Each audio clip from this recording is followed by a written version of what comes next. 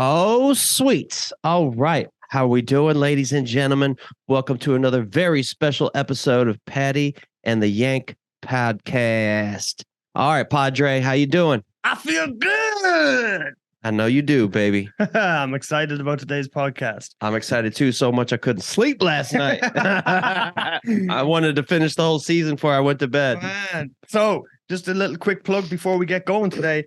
As you know, if you're a regular listener, and if you don't listen, then you don't know. But if you're listening now, then you will know. Is we like to feature original music from original musicians from around the world. We love to support creativity and originality. So today we have another artist back again, and it is Broken Bench. Yeah. Stick around at Thank the end you, of the Broken podcast Bench. to hear another tune from Broken Bench. Loving their music. All right. Well, Paddy, we have a very interesting, awesome, and incredible guest today. Yep. Could you introduce this individual? Okay, so today we are going to be talking to a cast member from the TV series Outlast, and his name is Javier Colon. I hope I got that last name right. I highly doubt it. Usually, let's see if we got that right. Hello, Javier. All right, Hop. Welcome to the podcast. How you doing? I'm good. Wow, what an honor and a pleasure. It's Cologne, by the way. Colon. Fuck. I knew it. I had a feeling. What did I say? Colon. Yeah. Yeah. I thought you said I was trying to. Colon. I was going, how the hell do you say this name? It's like, I could just go online and hear someone say, it's like, no, I'll try it. One more time. Cologne. Cologne. Cologne.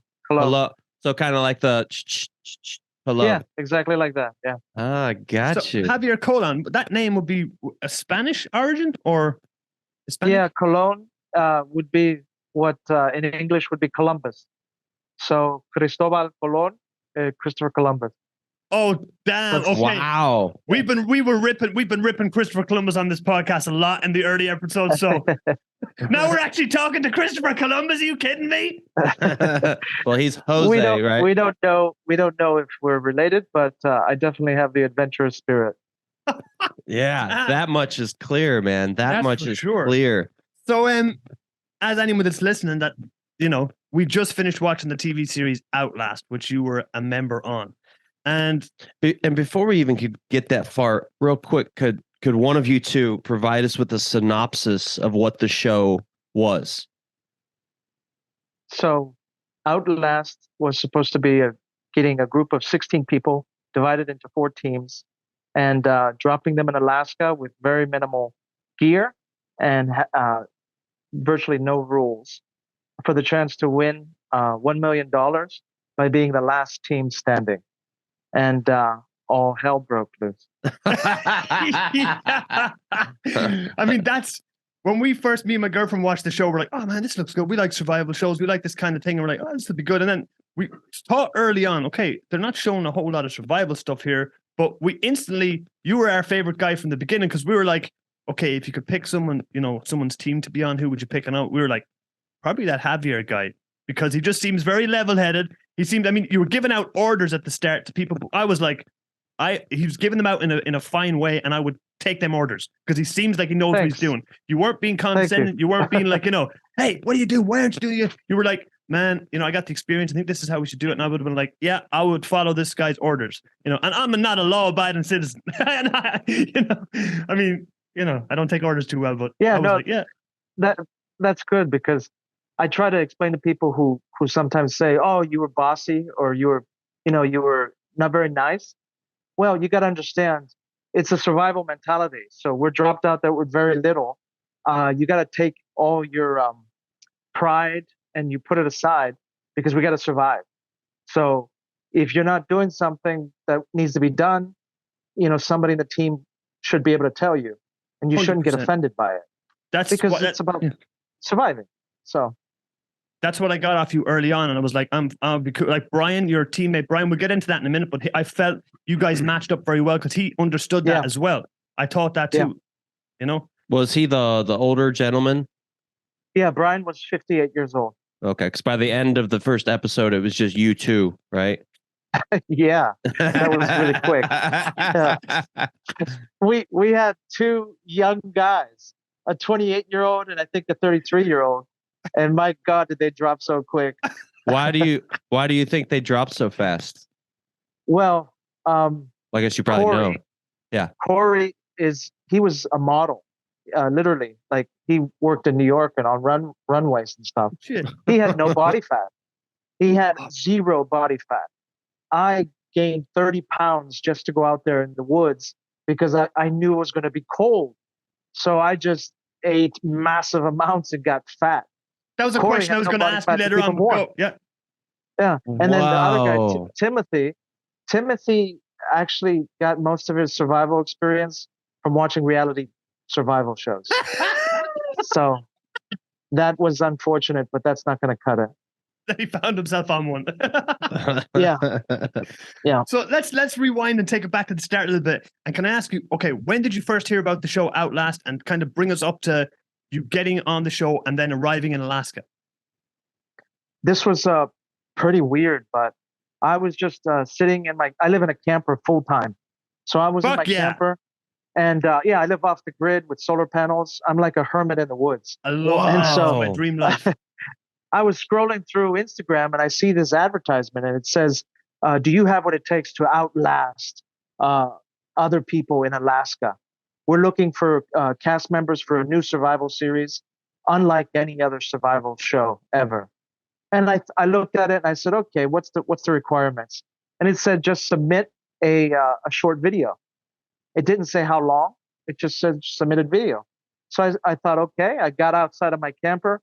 I walked in front of about 30 yards in front of my camper so you can see the camper. And then I said, hello, my name's Javier Colon.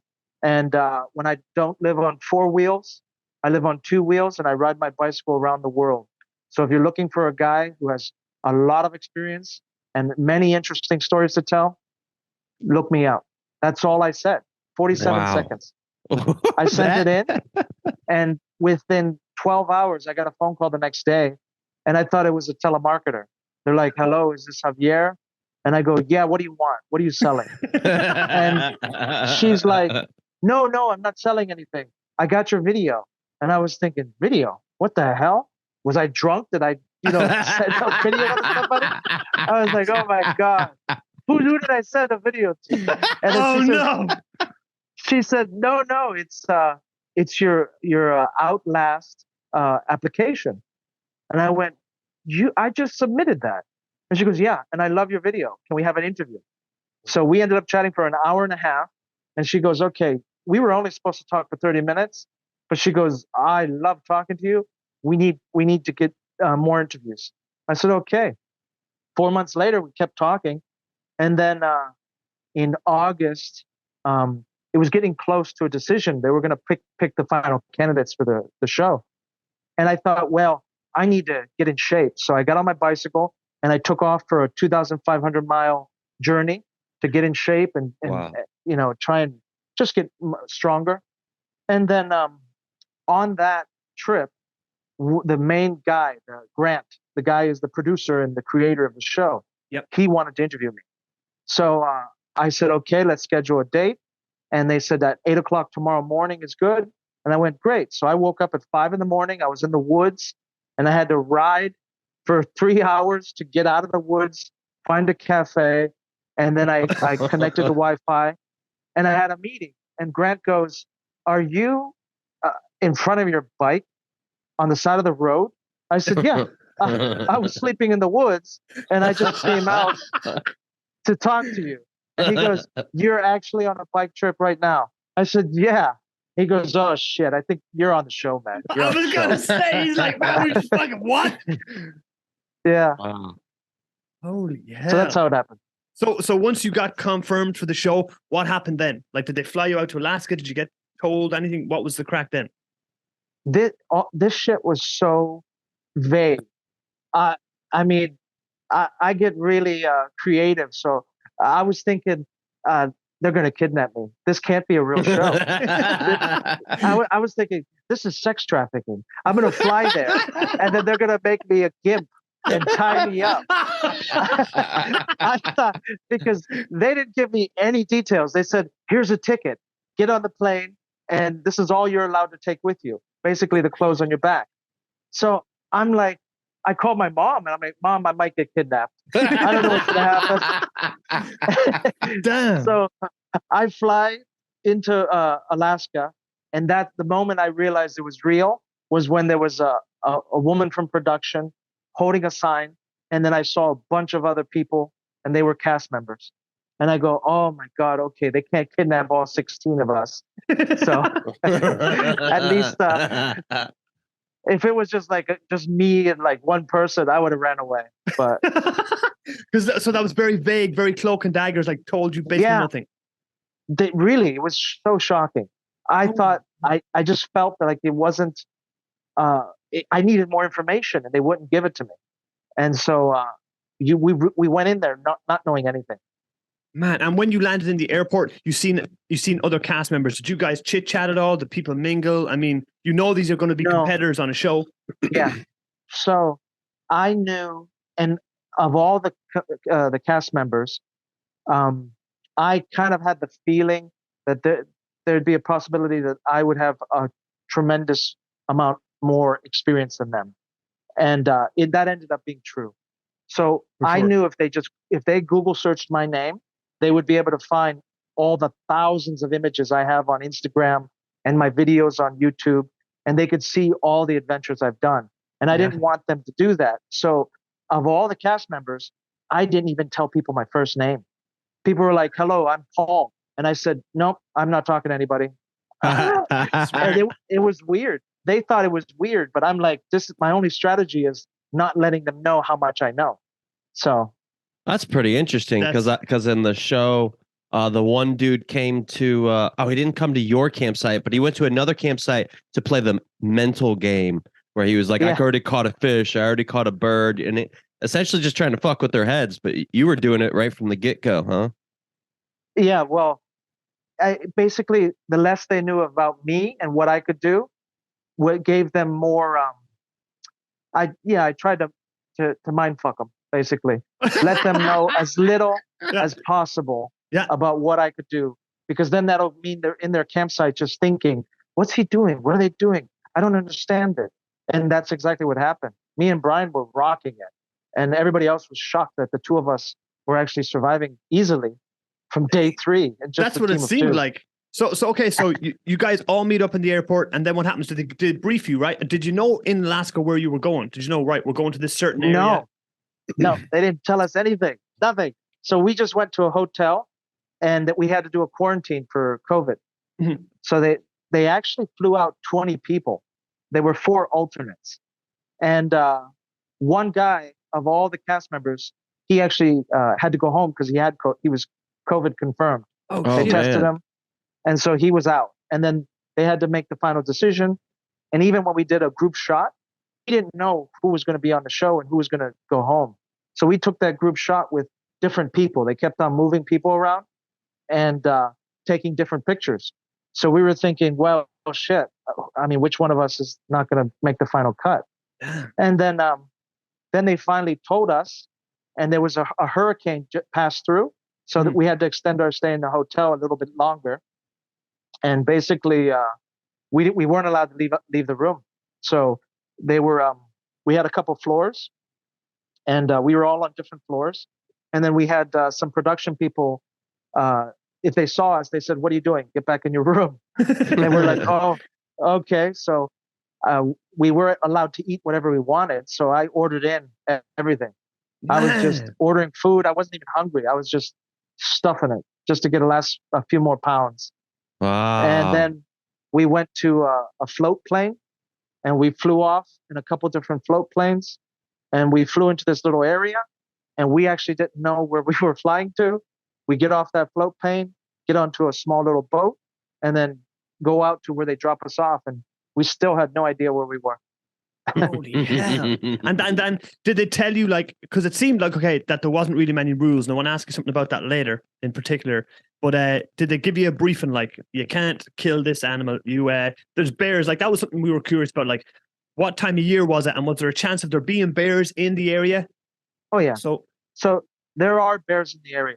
It's Alaska, and that area is no joke. What they said in the series, that area has more bears per square mile than any other area in North America. That's crazy. The only thing is brown bears. A lot of people think brown bears are grizzly bears. They're not as aggressive as black bears. Black bears are actually smaller, but they're far more aggressive. So the brown bears, they don't want to mess with you. They know that humans are trouble. We're basically too much trouble for them. And from experience, they know, okay, maybe they've seen us with guns or something, but they know, okay, we'll just stay away from them. They're bad news. And unless a grizzly is extremely starving, they're not going to come and try to kill us.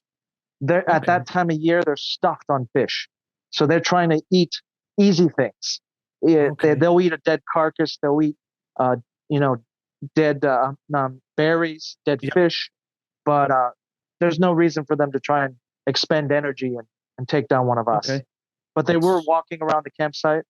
And and occasionally we saw them. Really? At night, we actually heard them very close, but they walked away. Man, that's great. That's something I was curious about, because I thought me and my girlfriends were like, they probably put them in an area where they knew there wasn't too many grizzlies or this and that. But you're now telling me completely different. Oh, they were, yeah. Damn. You said the brown bears were everywhere, right? Not a lot of grizzlies and not a lot of black bears, which are the more aggressive ones. The black bears are more aggressive, and they weren't up there. Only the brown bears. Brown bears are also known as grizzlies. Brown bears are grizzlies. There's just two names. Yeah. They have the big hump on their back. Yeah, and they're huge. They're gigantic. And 500 to 800 pounds or something? Yeah, I think actually much bigger than that. Like 400 kilos. 400, yeah, okay. Like 1,000 pounds. So, so me and Brian, I was pissing and shitting all around the campsite. I was running around. I'm like, I'm gonna pee over here. I'll throw a bit of shit over there, just so the bears could smell us. I wanted to make sure that they didn't come directly into our camp. That is smart. Would that prevent the bears from coming into your camp? Well, when they smell us, then they'll realize there's another apex predator in the area. And so if they're not familiar with us, they would just be aware, okay, maybe just be suspicious in this area. Because you don't want to surprise a bear or any kind of a wild animal. That the worst thing is to surprise them or come upon them. So they said you want them to smell you. Yeah. No surprises. Got it. Yeah. So they put you out there, and they gave you to tell us what they told you about the rules of the game. Like, what did they brief you on at all? Yeah, that was also very vague. That's so weird. This is Hollywood or whatever, and they're like not really telling you, and you just send in a 47-second video, and they're like, okay, and you just show up. But like, I would assume Hollywood would be extremely official with all these meetings and you signing all these things. We did sign our lives away. Basically, we had a contract we signed, but I don't even think I read that damn thing. I was just like, what is this, 27 pages? Okay, yeah, sure. Sign me away. Where do I sign? So what did they tell you about how the game worked and what the rules were? So we learned about that at that drop. When Jill read the instructions, basically. She said, pick 4 people and that's it. That was it. So we knew that we would have some basic things, but we didn't even actually know until we opened the backpack what they were giving us. So apart from the clothes that we brought, we were hoping we got a knife. So we did get a knife and we got a hatchet. So that's why when we're pulling things out of the backpack, we're like excited because we go, oh, a knife, oh, an axe, nice. One wool blanket. Wow. So we didn't get sleeping bags the first day. That didn't come for 4 days. We had no sleeping bags. So we were sleeping with one little wool blanket for four guys. But that's also why the 2 teammates left so early because they were just too cold. But so very vague on the rules. However, you could see in people's faces early on kind of who would probably do ridiculous things. And in our team, it was pretty, pretty solid. Brian was a solid guy. Corey was nice, and Timothy. And we looked at each other, and we were not going to steal. We all Yep. kind of agreed that we were not going to torment or harass another team or bully. Okay. We all had good values, and we were going to do it a good clean game. Just But- outlast the other people, basically, is what your plan was. Yeah. In our minds, and also this is for Don and Joel as well. In Yeah. our minds, the other teams weren't our competitors. Our only competitor was Mother Nature, and our purpose out there was to outlast the other people. And so we had to compete against Mother Nature and not only survive but thrive. So we were going to build a camp and get comfortable, and then thrive, hunting and eating and outlast everybody. That was the goal. And that's what it seemed like. I thought was happening until the two.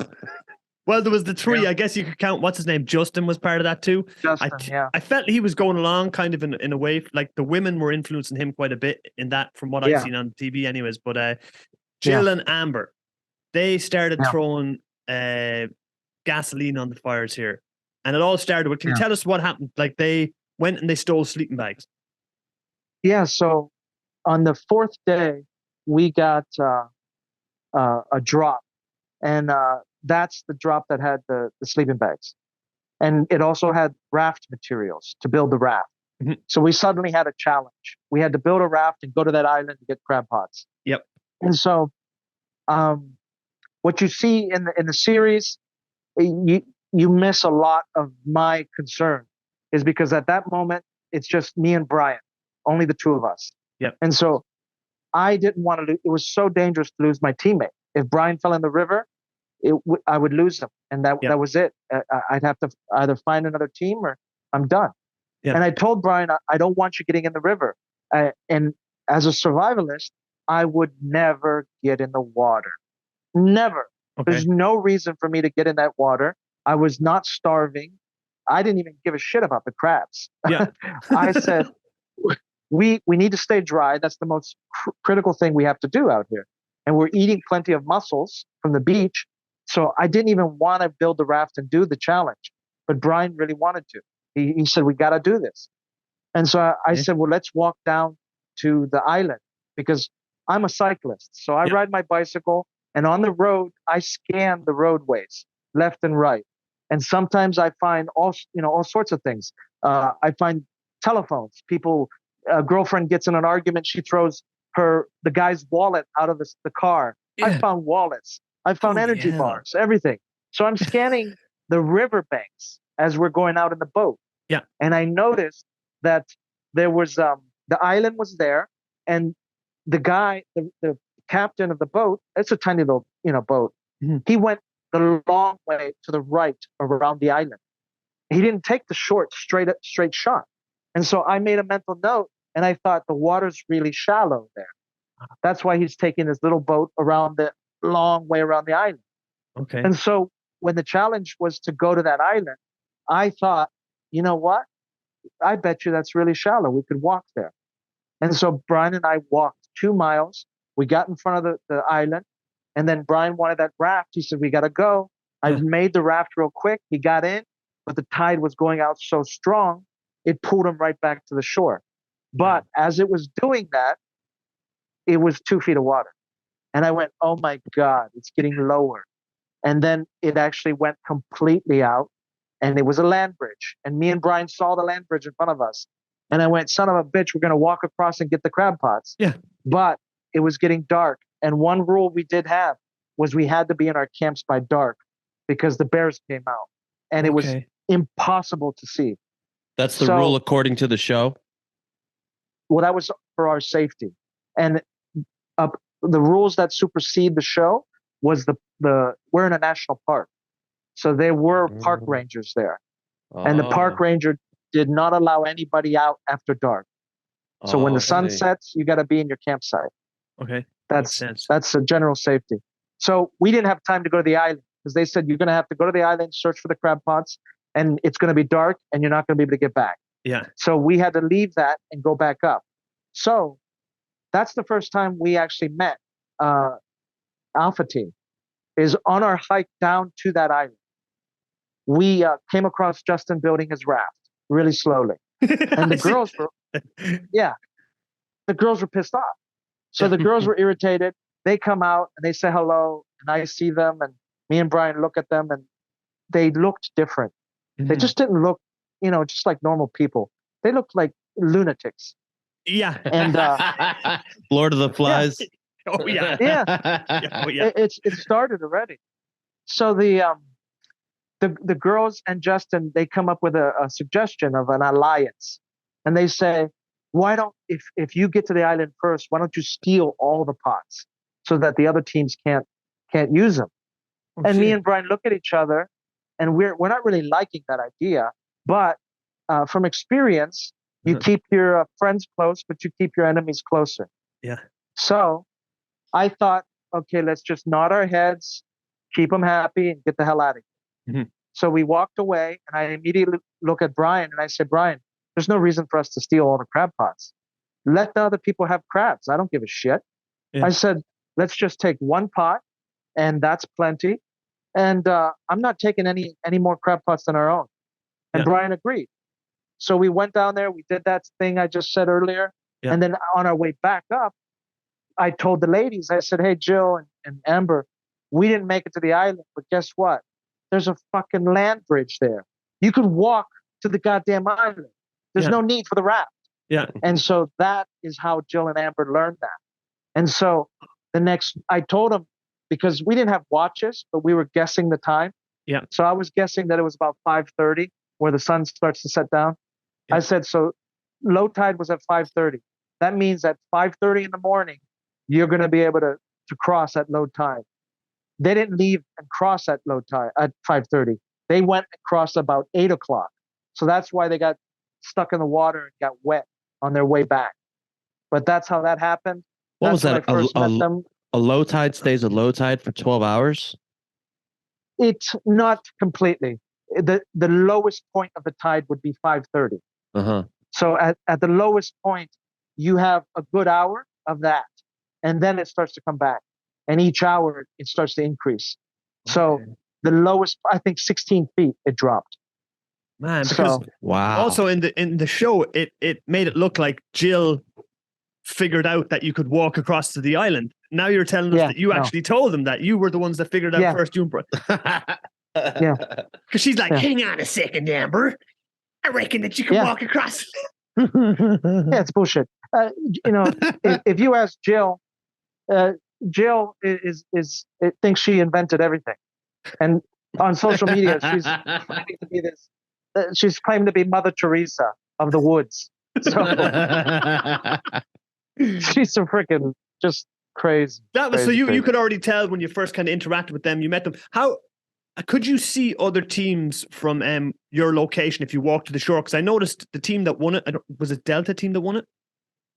No, it was Charlie. Oh, Charlie. Sorry, Charlie. They had binoculars. One of their boys was always looking around binoculars. So could you see other teams from where you were? If you went to the very edge of the water, you could see them walking around, but we couldn't see their campsites. Okay. We could only, Delta had a campsite where when they had a fire, we could see their fire, the smoke, but we couldn't actually see the campsite. And you couldn't easily cross the river because even at low tide, it was still pretty deep there. Okay. And me and Brian, we didn't talk. It's not like all of us were just walking around talking to each other all the time. Mm-hmm. Me and Brian pretty much stuck to each other because we were just a two-man team and we had so much work to do. Every single day was just wake up, grab food, put the food aside, go work on the cabin, collect water, collect some berries, and then it was nighttime. So we didn't talk to anybody. We were just machines. Focused in on what you had to do to survive, right? Yeah. Yeah. And you'd have to keep that fire going. We weren't trying to play mind games or anything. Yeah. Did the cameras and whatnot get in your way? No, after a couple of days, we totally forgot they were there. Really? Yeah. In fact, so because on that hike to the island, we hiked it at high tide, so we had to crawl on the side of the the shoreline through a lot of brush and trees. I made that cameraman crawl through trees under, thorny bushes. I heard the cameraman going, "Fuck! This dog is crawling everywhere." And I kept looking back, going, "Hey, man, I'm sorry." He's like, "It's okay. Just keep walking." And he's filming, and we just ignored him. We just kept going. And occasionally he'd go, "Guys, can you just wait? I have to get over this tree." And we're like, "Okay." Pretty much, we didn't notice them, and we rarely had to wait for them to catch up. They were pretty damn good with that camera. Yeah, wow, okay. That's cool. That's a skill in of itself. So tell us how. Okay, so your team started with 4 and ended up very quickly with just being you and another guy called Brian. Then tell us how it all went to shit, because that's what happened. We were watching the show going, okay, everything's pretty calm, and then boom, all of a sudden, everything just changed. Yeah. Tell us when you first knew that was happening or what was going on. Yeah, so there was a lot of emphasis in the show talking about this alliance shit. Me and Brian did not have an alliance with Alpha. Mm-hmm. As I said earlier, we just wanted to keep our enemies closer. And I warned Brian that because those girls and Justin were talking about stealing all the crab pots. Yeah. I said, those people aren't good people. They're probably going to try and steal our shit. And Brian's like, "You're rushing to judgment. Why would you think that?" And I said, "Why would anyone come out here in the woods and think of stealing crab pots?" I said, "If you think like that, there's nothing going to prevent them from stealing our shit." Yeah, your competitive mindset from the beginning with that talk, right? Yeah, I just saw that as a warning, and I actually started building the cabin to prevent them from stealing our shit. So I went and I found a huge gill net. So it's a big fishing net. Yeah. Now we couldn't use it to fish because you need a license. Despite what Jill said, there ain't no law here. There's lots of laws. Yeah. It's a national forest. Yeah. The national forest has a shitload of laws. We weren't allowed to kill several different animals. We weren't allowed to use a pit trap because that's very brutal and it's painful for an animal. Okay. I wasn't allowed to What's use a pit trap? Oh, that's where like you dig a big square hole and then you put pointy stakes inside, and then you cover it with some branches and leaves. So if an animal walks over, it's going to fall and impale itself on a stake. Or a crazy female that's trying to steal your stuff. Yeah, actually, that's true. They used those in Vietnam War. Actually. Yeah. Oh, really? Yeah. Yeah. Wow. Yeah. So we couldn't use that type of trap because it's indiscriminate. It actually injures and kills anything. A bear could have fallen in it if it was a big enough hole. Yeah. And then you'd have a pissed off bear with a stake in its paw wanting to kill us. So. Yeah, that makes sense. Yeah. And then you couldn't use passive water traps where you build a huge type of dam. And then when the tide goes down, you have a little pool. And a lot of times you get fish stuck in there. Yep. And that's an illegal trap. Only indigenous Native Alaskans can use that trap. Oh. So all of these rules we had. But so that net, I cut a huge section of it. And I put that net over our cabin as a security net. And that we'll get back to that later. But I basically started building the house, the cabin, with features to prevent theft. And at the time, Brian was like, "You're a little bit, paranoid, aren't you?" And I was just thinking, I know people, and these bitches are crazy, and I'm just preparing for the inevitable when they go nuts. Yeah. And they go, and they come up, and it's caught on the series, and they suggest stealing the what? Justin says, "There ain't nothing wrong with playing dirty." That was his line, I think. Yeah. And me and Brian are looking at each other, and immediately we're like, no, this is, don't like this. Don't like where this is going. We didn't know that they were going to initiate that and do that immediately. We just thought they were, coming up with ideas. Because they had suggested to you guys, didn't they? They suggested going and taking the... Yeah. And we're like, this is not cool. And me and Brian just thought, they can't be serious. This can't be serious. Well, Justin did it. Justin went over there. He stole the damn sleeping bags. I went out to drop the crab pot, and that was a huge waste of time. We abandoned the crab pots because it just took so much time to try and lay those pots. A lot of work. And I see Justin coming across the water with the damn sleeping bags. And that's when I knew, okay, I said it's turning to Lord of the Flies here. This guy's batshit crazy. He's in the water, naked. I think he just wanted to show off his tight little body on camera. And we're talking about the little young guy, right? That was playing mental games. He had the beard. He was the one that robbed the sleeping bags. Okay. Oh, no. I'm Justin. Justin, he's shredded. He's a jiu-jitsu fighter. So he does jiu-jitsu. Yeah, he's got like 2 black belts or something. Wow. So he was shredded. He came swimming across and then got out and was just over there flexing. Yeah. I'm like, okay, yeah, you stole the sleeping bags. You know, I didn't agree with that. Yeah. And that the next day is when Brian left. Because he heard about the sleeping bags, and he just said, this is turning ugly. And he actually told me that, he's like, my children and my friends and family are going to watch this show. Yeah. I can't be a part of this shit. And I tried to calm him down. And I said, hey, man, it's cool. We're going to play clean. I had, this, I don't know if you could call it this naive idea that goodness will prevail. I said, as long as we play a clean game, I don't foresee anything that they can do to hurt me. And Brian left. And then I was like, shit, I didn't expect that. And he left. He left without telling you, right? He just went and shot the flare because we were watching it go, no, wait a second, Brian. Like, you guys make a great team. Like, we could have seen you guys definitely surviving that. Like, we're like, these guys are solid. Of all the teams, you could see everybody complaining. Yeah. I did not complain at all out there. No. And when the cameramen were filming me for those testimonials and asking me questions, they're like, how are you doing out here? I said, I fucking love it. I said, do you see the sunrise?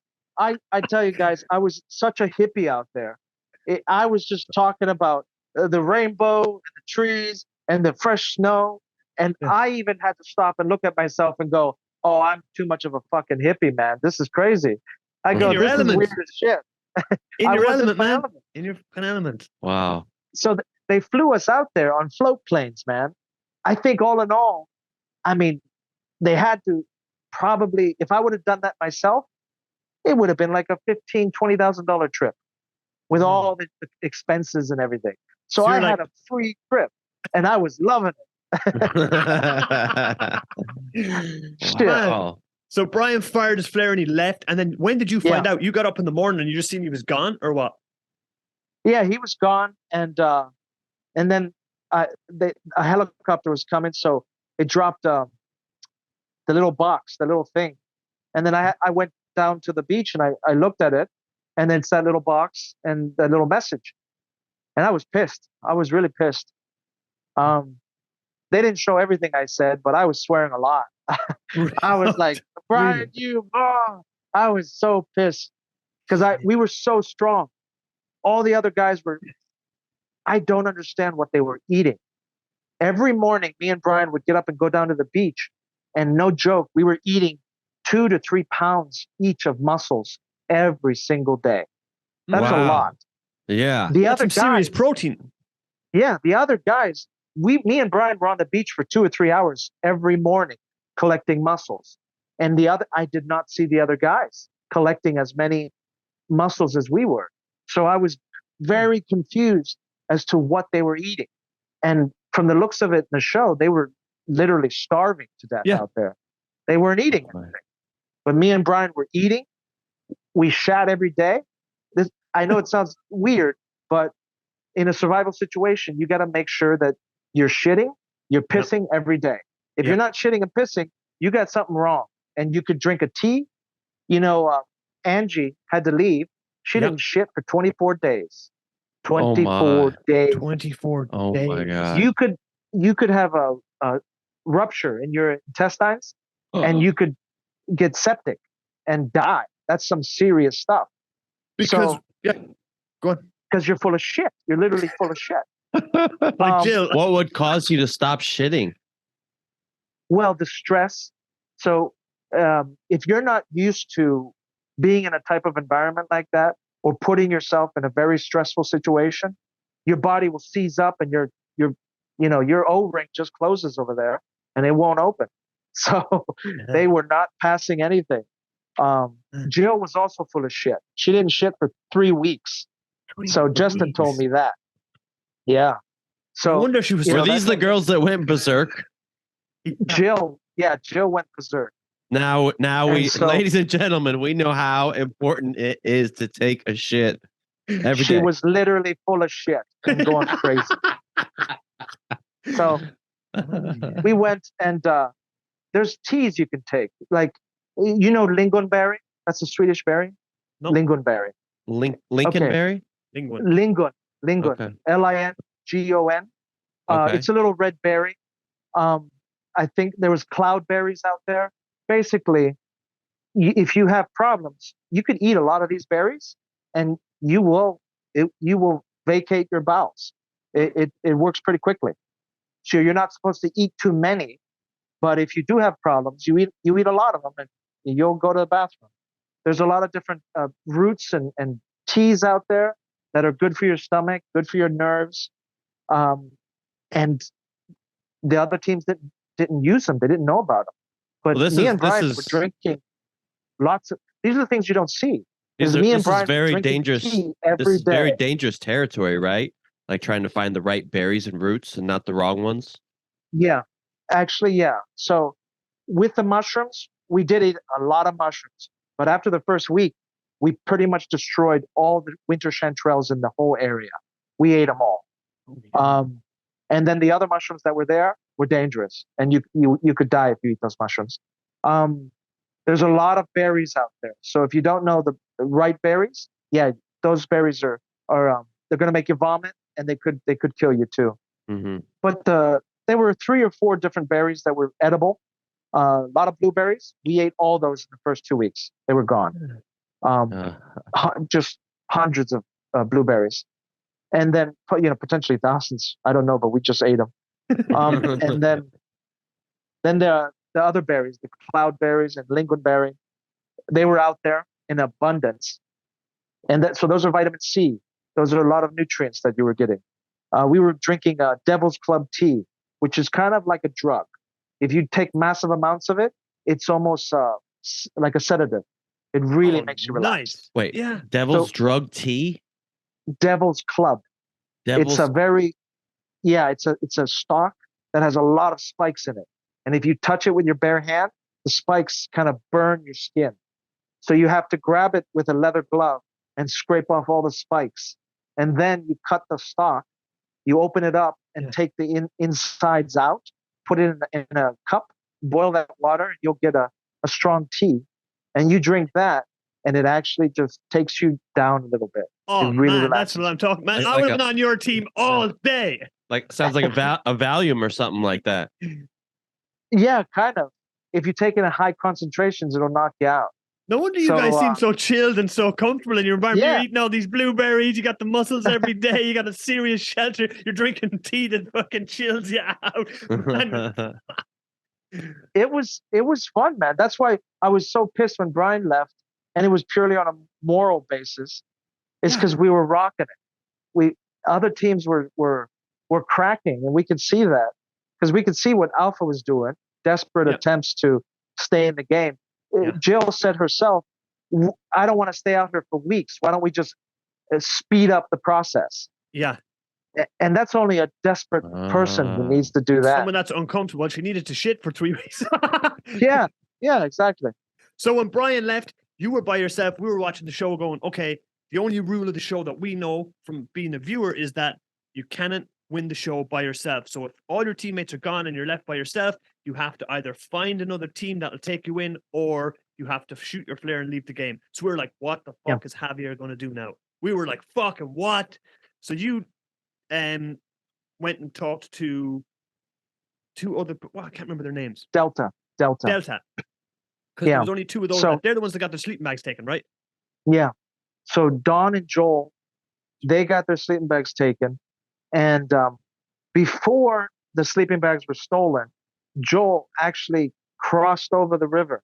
This wasn't in the show, but he came to our camp and he talked and said, "We're thinking of coming over and coming to your campsite." And some people in Reddit, they say, "Oh, Javier, he could have just went to Delta camp and escaped those girls in Alpha and had no problems." But no, it wasn't that easy. First, me and Brian built a massive cabin. Yeah. I cut 27 trees to build that cabin. Yeah. I cut so many trees that the forest ranger said, "Okay, Javier, you got to stop cutting trees."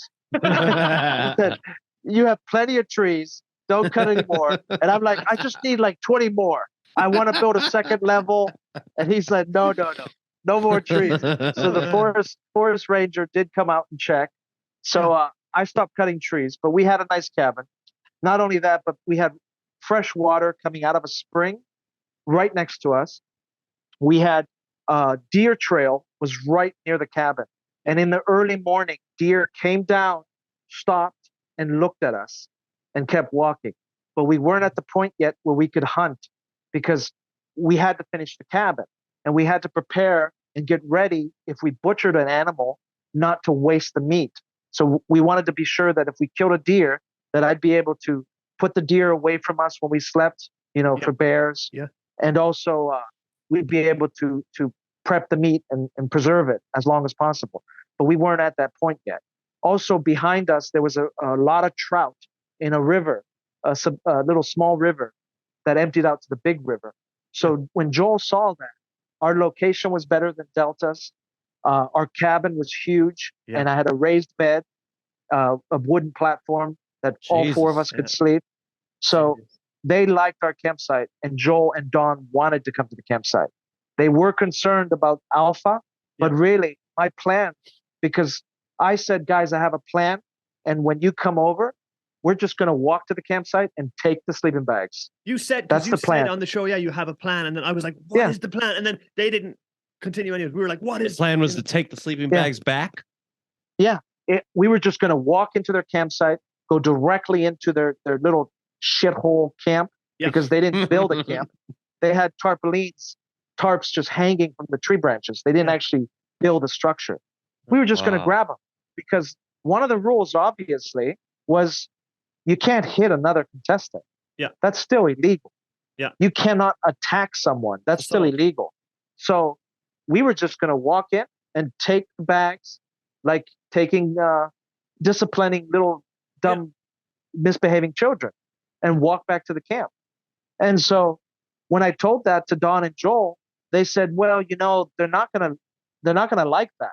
And I knew they weren't gonna like it, but if the moment they hit us, they're off the show. Yeah. And so that's exactly what that's what Jill and Amber tried to do to me. They tried to put me in a position where if I hit them or if I went crazy, then I'd be off the show. And so she's over there screaming, "There ain't no law here." But in reality, they were benefiting tremendously because they knew that I couldn't touch them. That was the moment because there is laws. When you had agreed that the other two, Dawn and Joel, were going to come across, and they tried to come across to your area, and in that moment, the two hawks, the two eagles, were watching, and they're like, I call them trolls. Trolls. Okay. Yeah. The two trolls were watching, and they're like, Javier's going to have to leave his campsite to get to the river to meet them. We go in and we take a shit, or we wreck his camp. And what happened was Jill went to your camp and started fucking tearing shit down. And someone shouted, "Javier, someone's in your camp." You ran back, and she's just there like pulling your shit down. So we were like, what the fuck? Yeah. Like if that was, even if you were playing like kind of dirty or trickery, you could have been like, "Oh, you got me. All right, okay. I'll be back again at some stage." But you watched like, "I'm going to stand here and I don't give a fuck if it gets dark and I'm going to wreck your camp." And I was like, she's a psycho. And then when that happened, the other one, Amber, went to your raft and started punching holes in your raft and tearing it apart. So you ran down to Amber and she's like, "Get your fucking hands off me." We're like, what the fuck? Like, what the hell? Yeah. She's like, "Don't touch me, bro." I didn't touch her. And she's stealing my stuff. And she's like, "This is mine." like some toddler. And I just looked at her like, are you realize there's a camera right there? Yeah. Are you that dumb? I mean, the whole world is watching you act like this. Yeah. I said that so many times, guys, and they didn't care. And I kept saying, guys, this is a reality TV show. Yeah. The world would be judging your actions. I said that, and it didn't matter at all. And I'm just thinking, wow, okay, guys, if you act like this, I mean, imagine if the cameras aren't on. What would they do if the cameras weren't on? Just terrible. They're just disgusting, disgusting people. Them two moments of where Jill was trying to tear your camp down, and then that Amber girl was wrecking your raft, and she's like, "Get your hand off me!" And she's trying to take your stuff. She's like, and then she punctures your stuff, and she walks off with a big smile. We were just like, "Oh my god!" Like, we just want to see these two bitches get their comeuppance, or just like, we have to keep watching just to make sure they don't win, just to see that they don't win the show. Remember, I told you about the fishing net, and I was building my cabin with security features. Yeah. So when Jill ran up the hill, she got up to my camp before I got there. And when I got up there, it was like something out of it was like a child playing in that little net in a playground, like a pirate's net. Yeah. She couldn't get into my cabin. So she was tangled up in the net. And all my things were on my bed. And so she's in the net and trying to get in there. And then when she sees me, she ran away. And I was kind of laughing because I'm like, are you seriously doing this? Is this really happening? And I looked at the camera guy and I actually said to him, are you just going to allow this to happen? And the camera guy is like filming and looking at me and he goes, I don't know, man. I don't know what's going on. And so he just kept filming and I'm over there talking to her, trying to explain and rationalize with her. But what she doesn't realize is she said there's no law, no law. With my gear, all my gear that was wrapped up, I had gear that was worth over $1,000. That's my personal stuff. Yep. That's my waterproof raincoat, my waterproof pants, my inner layers, my wool stuff. Yep. That's very pricey stuff. So in Alaska, anything over $700 is a felony. So if she attempted to steal my things, that's actually in violation of Alaska state law and federal law. Whoa. Not only that, but Alaska has rules because this kind of stuff has happened in the past with crazy people stealing sleeping bags and essential gear. Because Alaska is so, it's a brutal environment, you cannot take people's essential camping gear because it's necessary. So if you do that, you're in violation of several Alaska laws. So the things they were doing were illegal. And I'm sitting out there thinking, if she would have touched my things, that's it. I would have definitely pressed charges. I mean, I knew I could call the police. We weren't away from civilization that far. If she would have taken all my gear, which she didn't get that bag, then I would have definitely pressed charges and forced her to return them. And I bet if she would have sliced them up, I would have had her arrested. My God, if she sliced up my coat. Yeah, absolutely. And one moment, didn't she say, "We're not in America, we're in Alaska"? I think he said Alaska's in America. Jesus, where was she actually from? Still the U.S. of A. lady. That's what I said. Yeah. She's from Kentucky. That's what I was about to guess. Oh my God! Holy serious hell. backwoods shit. So they tried to wreck your camp. They broke up your raft, and then the two from Delta tried to come across. They decided, no, we're not. We don't want to be part of this anymore. Yeah, they were tired of it. Now you got to understand. So Dawn was part of Delta. Yep. Dawn had, I think she had a double mastectomy 7 months prior to coming out there to compete in Alaska. So she had serious surgery to remove cancer from her body, and it was a success. But she was still recovering from that surgery. So by them stealing her sleeping bag, she had 3 sleepless nights out there, and she's a cancer survivor recovering from surgery. That woman is so tough. I like her. I mean, she is hardcore, and I have so much love and respect for her and what she did. When she told me that, I didn't know until that moment. And she goes, Javier, I just had massive surgery 7 months ago, and these bastards over here stealing our shit. She's like, I can't keep doing it. They've brought this game or competition down to such a disgusting environment that she didn't want to be a part of it anymore.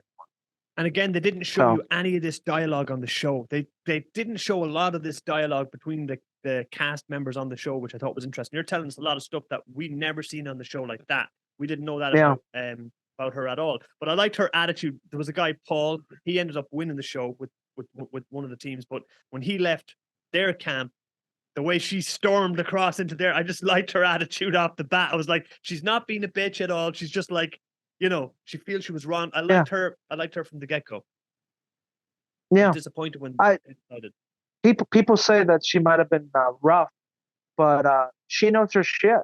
Dawn lives on a massive ranch I think in Montana? No, Washington.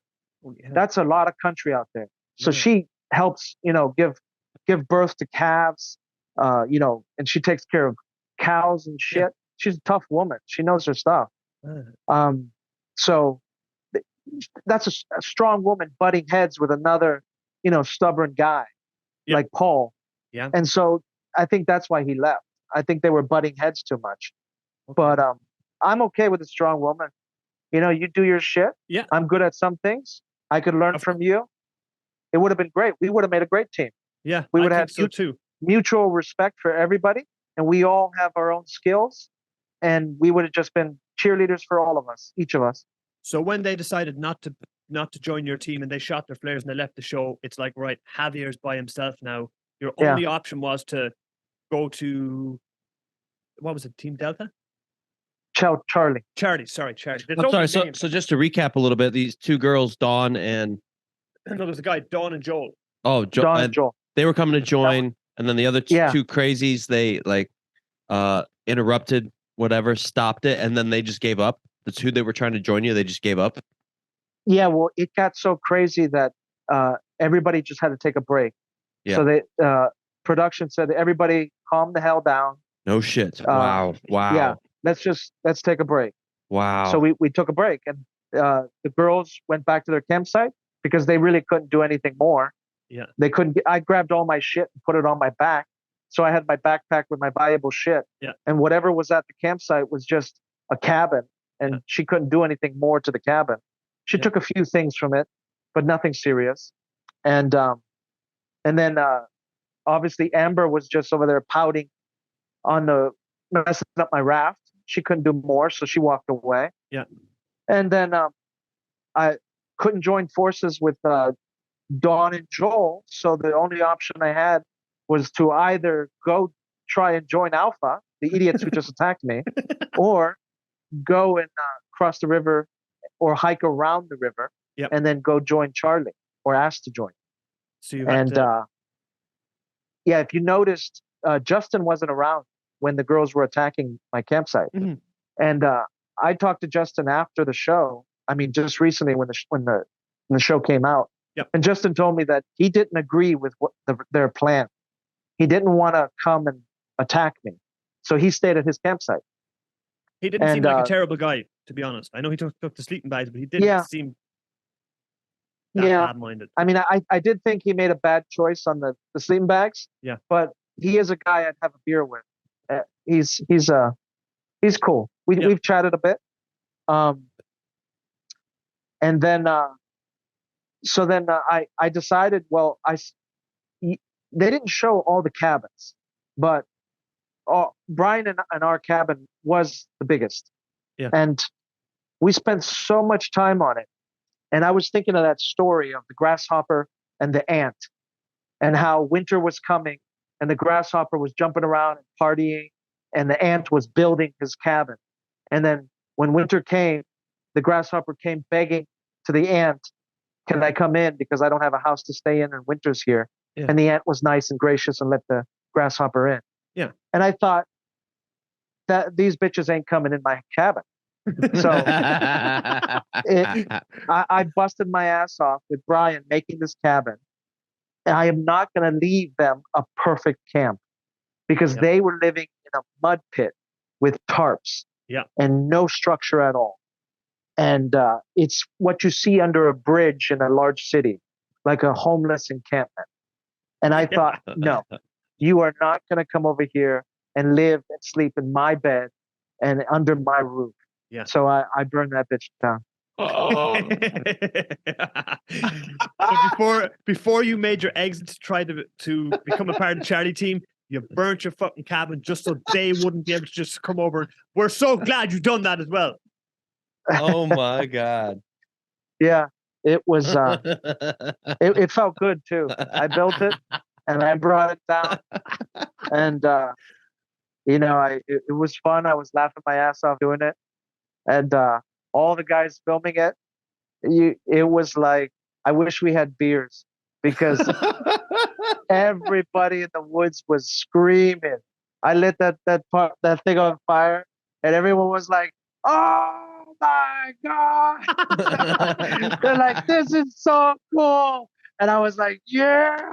Damn. Oh man, But it felt great. man, I was like, that's what I would have done too, just so to not give them the satisfaction, like you said, of moving from their shithole to your place, because it's like they edged you out, they fucked you over. Now they're going to take your cabin that you worked hard for and built. Yeah. So props to you for doing that. So you went then and you had to approach Charlie team, and you had to ask Charlie team, can you take me in? I hiked over there, busted my ass off hiking over there, and I want to stress the girls and Alpha did not defeat me. I destroyed my own camp and I was ready to rebuild. Yep. But Charlie denied me to continue. So Charlie prevented me from continuing the competition. And that's the only reason that I had to leave. We almost turned the show Alaska off didn't at that defeat point. me. So you burnt your cabin, walked away, approached Charlie, said, "Can I join?" And they said no, and you shot the flare gun. Yep.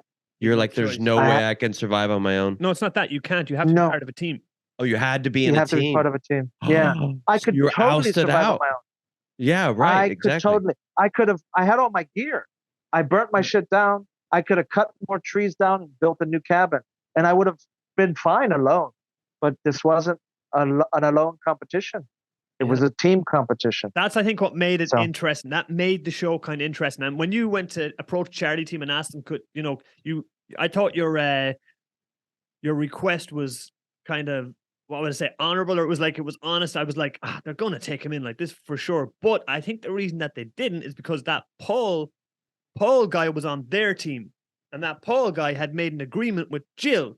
They'd been talking to each other in the woods and saying, "Hey, let's get rid of these two fucking teams, and then it's just us, and we're going to play a fair game and all this kind of crack." Which again, I wouldn't trust these motherfuckers as far as I could throw them. Yeah, and that's probably why they didn't take you on, Charlie. What do you think about that?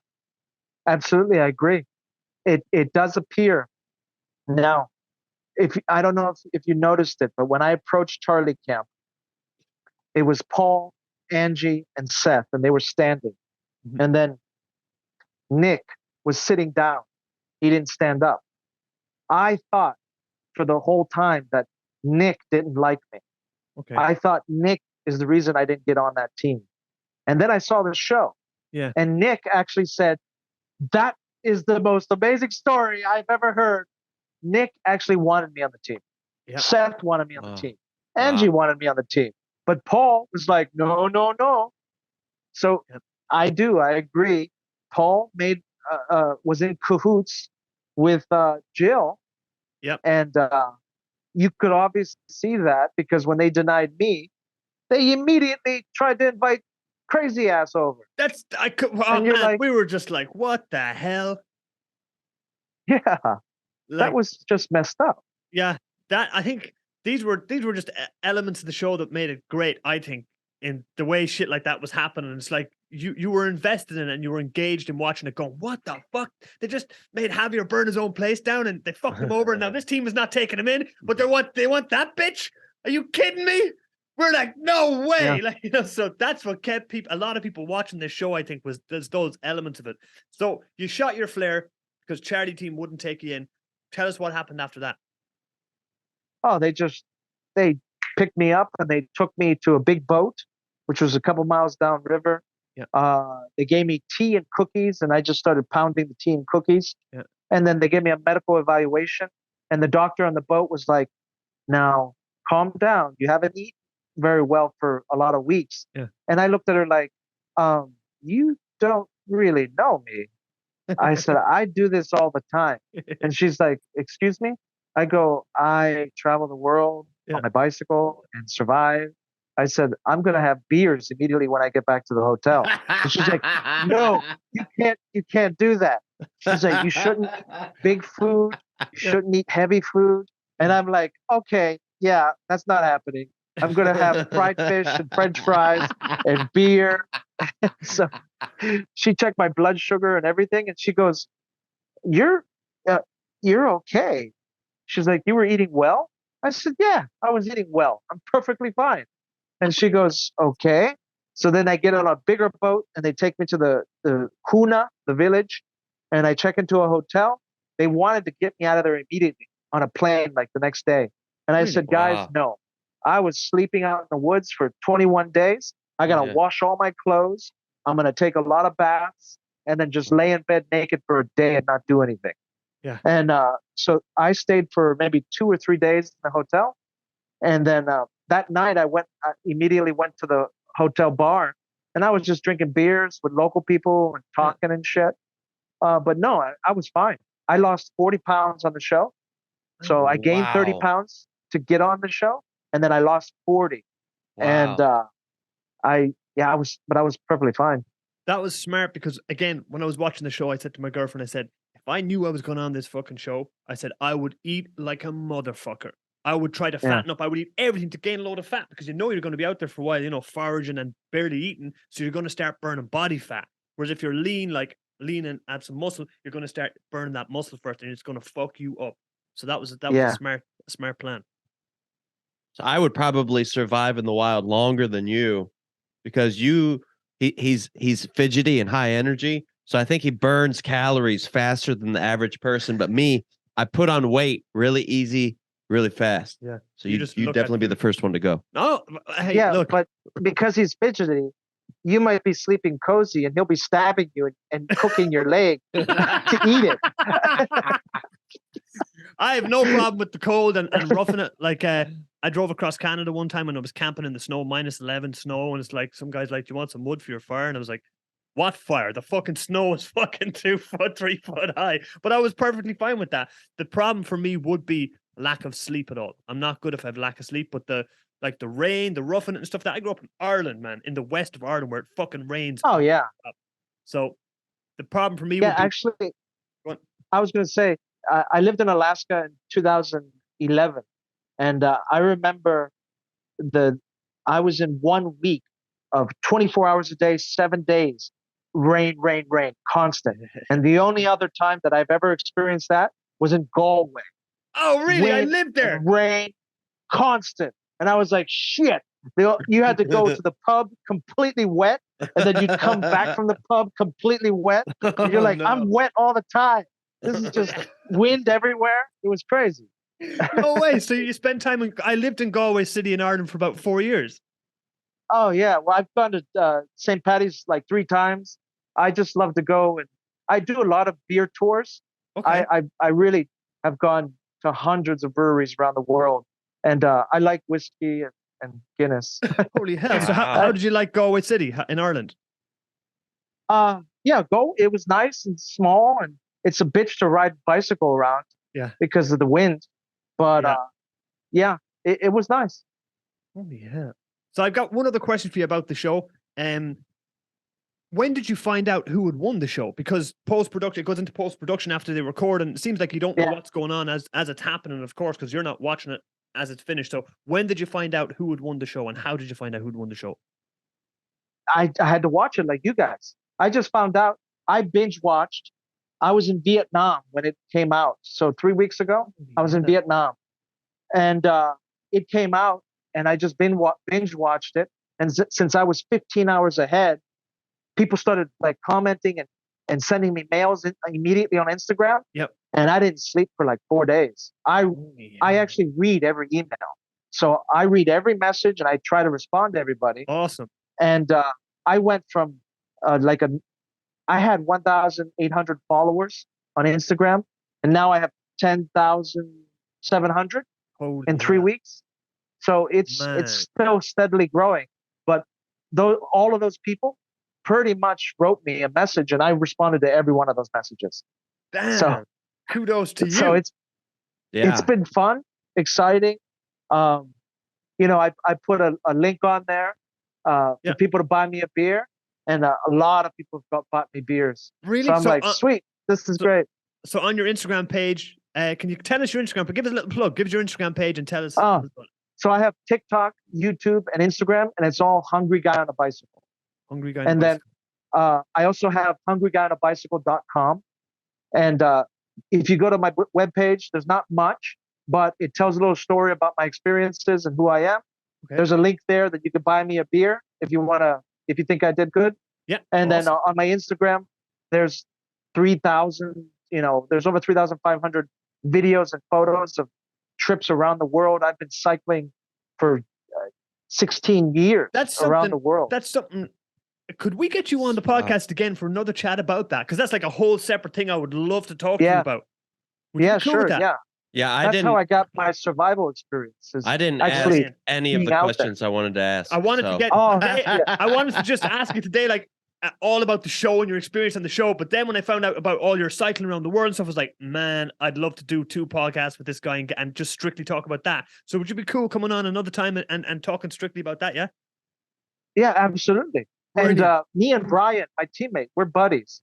But me and Brian are going to be doing a bicycle trip in a couple months. I'm getting him into cycling. So that's going to be fun too. But we could talk about that next time. Yeah, for sure. We could even try to get Brian on. Try to get Brian on the podcast as well. Yeah. That's cool. I want to point out 2 things real quick that stuck out to me. One, the producers must have loved all that drama, and they must have loved you burning your cabin down. Are you kidding me? They're like, yes, this is gold. And number 2, I generally don't watch reality shows or reality TV because I feel like it's all scripted, and I think it's just the music, the sound effects, and all that. So to hear all this from you, I'm like, wow, none of it was scripted, right? None of it. I'm not an actor. This shit was all real. Those are real emotions. But a lot of people are like shocked. They go and say, how could you keep your cool? How could you not go crazy and attack Jill or Amber? And I'm like, have you been on Tinder? Jesus Christ, there's crazies out there. I mean, that's how I learned.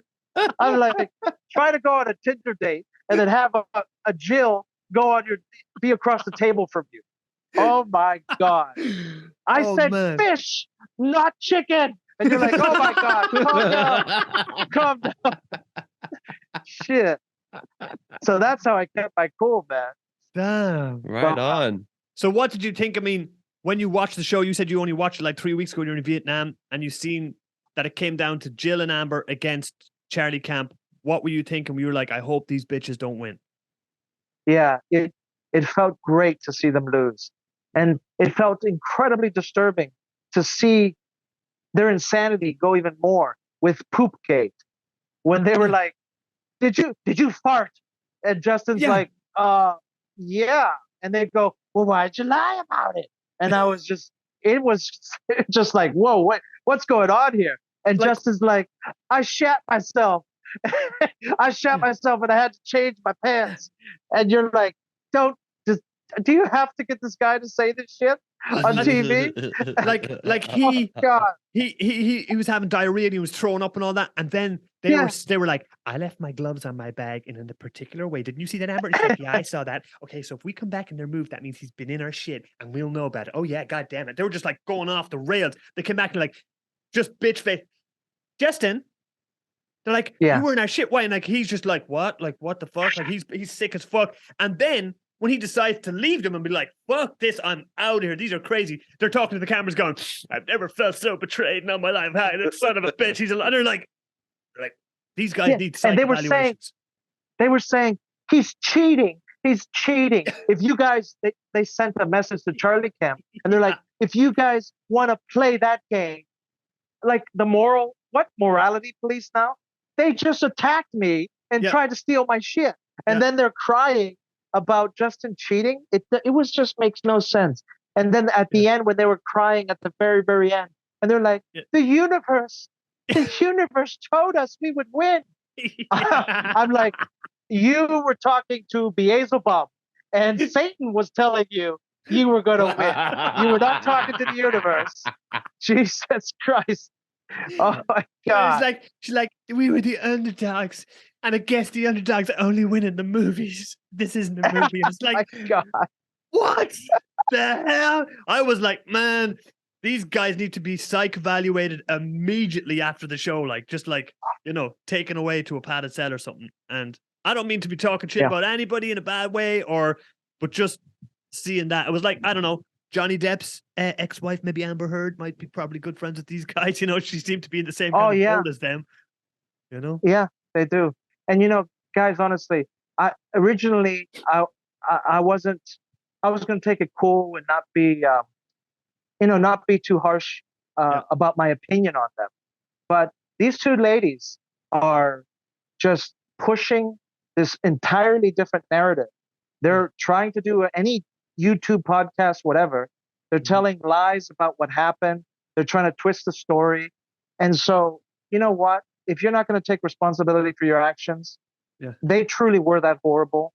They're liars. Jill's a pathological liar. Yeah. And this is karma. And if you continue to refuse to take any responsibility for your actions, then this is what you deserve. The world hates you for your actions. And what you did out there was just terrible. And I don't forgive them for what they did. They've never apologized. And won't. Yeah. It's karma. Well, your comeuppance. I have not finished the show yet, but I believe there's a term. I believe there's a term for this, Javier, and it's called white trash. I won't say that, but you can say that. I'm like I said, I haven't even finished the show. Just from what I'm hearing, you know what I mean? It was. Sounds pretty bad. Yeah. Pathological is probably a more PC word. I don't watch any reality TV really either, but of course this was survival. Oh, guys, I've never seen any reality survival shows ever. Yeah, he hits me up last night. I never watched it. He's like, I just talked to this guy. You got to watch this show. I'm like, wait, what's this show? And then me and my girlfriend started watching it. But the funny thing was, she got hooked pretty quick, actually. Oh. And yeah, I was paying extra special attention to you, and you definitely seem like the very calm, very in control, and very confident.